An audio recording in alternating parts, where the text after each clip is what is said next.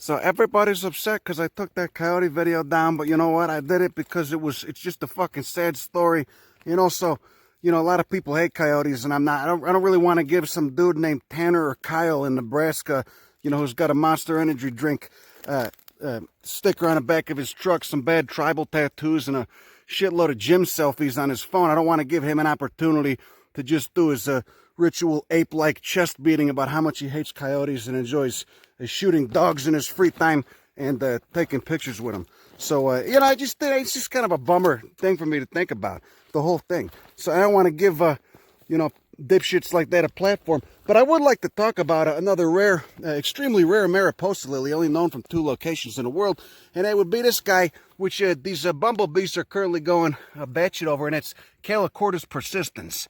Now, this was only known from one little ridge west of the town of Rico, which is a kind of a cultural cesspool in and of itself. No offense to anybody who lives there. But I believe maybe 20 years ago it was discovered on another peak about 10, 15 miles north of here, closer to Oregon. It's a beautiful bastard. I mean, that's really what's going on. And I've only seen one of these before 2 years ago. We're kind of late in the phenology here. That's why we had to be on this shady side of this ridge over here. Basically, it's got a weird thing going on too. It's grows kind of it enjoys a little bit of shade. It doesn't like the full exposure that a lot of those Mariposa lilies like, etc. and what the shit. Just a tiny little guy. Look at those fucking hairs down there by the nectaries too. Got the tree lobe stigma and some big ass stamens, ready to release a lot of pollen, juicy ass pollen. Okay, so now if you get up and you look at this juicy bastard up close, you'll see again that tree lobe stigma right there. You got those big ass anthers, 6 of them, as is typical of the lily family. And then you could see that beetle where he's really sticking his face in there. Those are the nectaries down there. And they're basically what attract the pollinators. And those hairs, I'm not quite sure what the hairs are for. I'm guessing they're probably to manipulate the behavior of the pollinators and basically, make them do a little dance to get out of there, do some maneuvering and what the shit. All the more likely they'll brush up against those anthers and attract, break off some pollen and then, get it to a stigma on another flower. Only got about 4 flowers here. Get up in there. Look at that nice. What's she doing? Look at all those little hairs. Little hairs on the inside of those petals. Then, of course, you got the tepals, which have a much different form. A little bit narrower and what the shit. Just a beautiful goddamn plant. And who knows how long it's been stuck here. Who knows when it evolved. Is it recent? Is it a couple million years old? I believe most of the diversification and radiation in Calochortus happened within the last 7 million years. I think there's probably... Not sure exactly, 70 species, they go on down into Mexico. They go up into the Pacific Northwest. You get a couple in the Rockies and shit. Center of diversity, of course, is California. And, I was here. I remember in 2014 I came, and these were done. I mean, 2014 was a drought year. They'd already gone off. Then I came again in 2017. I found one goddamn flower. One single flower going off. About, early July, first week July. But they were, 2014, the drought year, they'd already flowered by the end of June. They were done. What the fuck is going on? Were they fighting each other for... They're either fighting or fucking, I don't know. Oh, there's 3 of them. Ooh la la. Oh, they're banging. There's 2 beetles banging inside a flower. How romantic is that? Anyway, that's enough of that. See, this guy's already done. He's already called it quits for the day. Look, and see, you can see the little, there's the carpels right there. There's the ovary. Petals are dehiscent. Also forgot to tell you about the other plants that are growing sympatric here. You got your blutix right there. Get your Cercocarpus latifolius. Got some halodiscus, some ocean spray. And then, of course, Abies concolor. The white firs over there. And then, what the shit else? Oh, yeah, you get some Pinus ponderosa. Pseudotsuga menziesii, that guy right there. Just your typical Northern California coniferous forest thing going on. A lot of penstemons, too. We've seen some penstemons. Louisa cotyledon. Here's a Crepus. See the Crepus? Chicory tribe of the sunflower family. There's another one over there. See it? Alright, that's all I got for you. Go fuck yourself, bye. Oh, I'm full of shit. I'm not done yet. One last thing I forgot to point out is that, you know, as they get older, as the ovaries, the fruits mature, they tend to nod in Calochortus. You can see this one's younger. This guy just got pollinated. You know, he's dehiscent. This guy was probably pollinated a few days earlier, maybe a week earlier. You can see the fruit's a lot larger. You can see that stigma's still on there. And now he's nodding. So that's going to become a capsule with, you know, a bunch of seeds inside. And that's the other thing to think about in terms of distributions and how things speciate, at least in this genus, is that these seeds, nothing really disperses them, you know? You don't get birds eating them and shit and then, you know, shitting them out somewhere else. And nothing like that. They're just little flaky seeds. You know, they probably don't travel too far from the parent plant. You know, water could disperse them, gravity, shit like that, but that's about it. That's why you get many of these Calochortus, these Mariposa lilies, with very restricted ranges, which then begs the question, why do some species of Calochortus have very wide ranges? You know, there's some species of Calochortus that occur, you know, all over the northern half of the state, you know, or, you know, at least in montane areas and in habitats that are the same.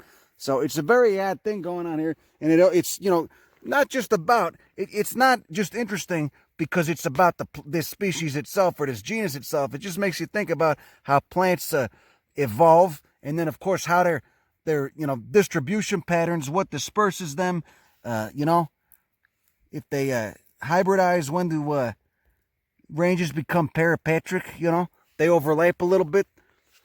And does that then lead to hybridization? Look at this guy still going on. There's quite a few going off still. I think we counted 5 or 6 plants, but overall not that many. It's still got a pretty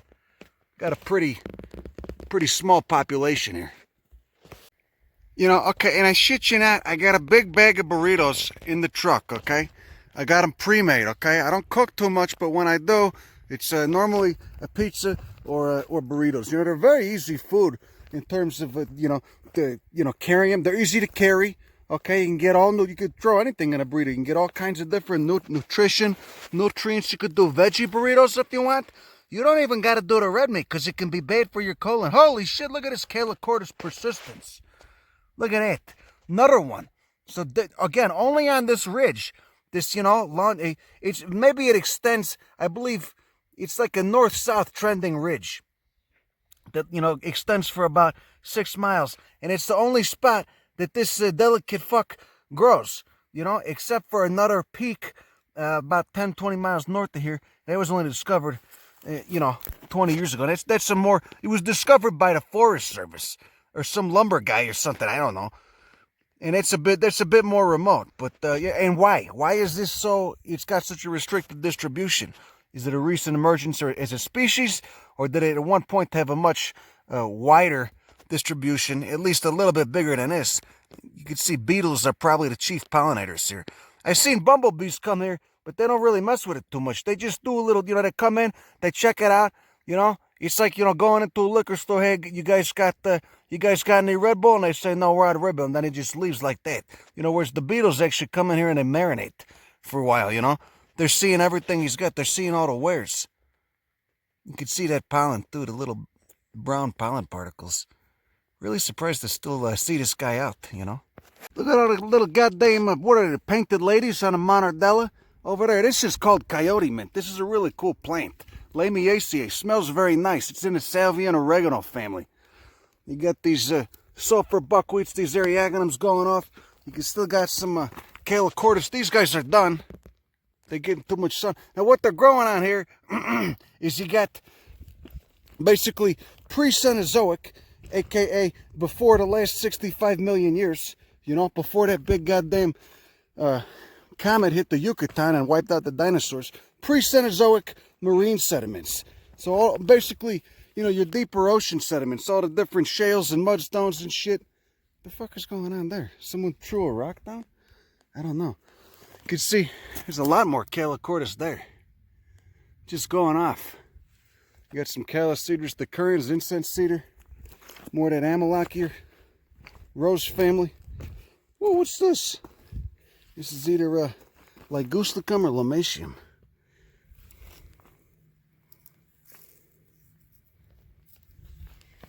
This is a big ass cluster. That's what you call a banger. Look at it. A lot of them right there. This is Lewisia in Amathiaceae. Lewisia, it's another species of bitterroot, basically. Bitterroot's Lewisia rediviva. I believe this is Lewisia cotyledon. Look how pretty the damn single basal leaf is on these Calochortus.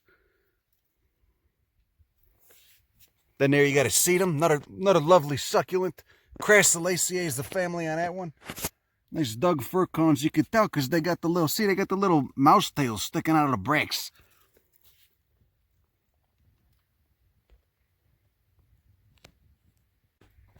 This guy, he's coming up, and he's gonna get roasted. One of those mycoheterotrophic. This is the Pterospora andromeda ericaceae, the blueberry family. Remember, he's stealing from fungus in the ground, from mycorrhizal fungus in the ground that these trees are using to help them acquire nutrients and food with the shit. The fungal network in the ground. Holy shit. And then over here, you got another nice thing going on. You got something pretty interesting over here. Okay, now there's not a lot of these, but it's, God damn it. Only thing good about Rico is they got a nice taqueria there. Lots of religious conservatism and meth heads. Seems to be no coincidence. Anyway, look at that. This is Lilium washingtonianum. Oh, look at those world leaves.